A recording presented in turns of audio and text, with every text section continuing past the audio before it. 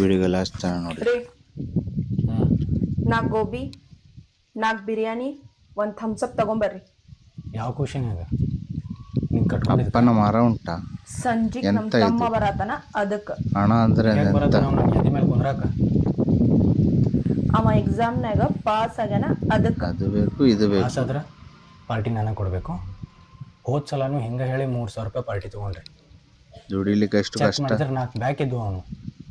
ಈ ಸಲ ಪಕ್ಕ ಪಾಸ್ ಆಗ್ಯಾನವ. ಎಷ್ಟು ಪರ್ಸೆಂಟೇಜ್? ಮಾತಾಡೋದು ಸ್ಟೈಲ್ ನೋಡಿ. 70. ಎದೆ ಬಗದ್ರೆ 4 ಅಕ್ಷರ ಇಲ್ಲ.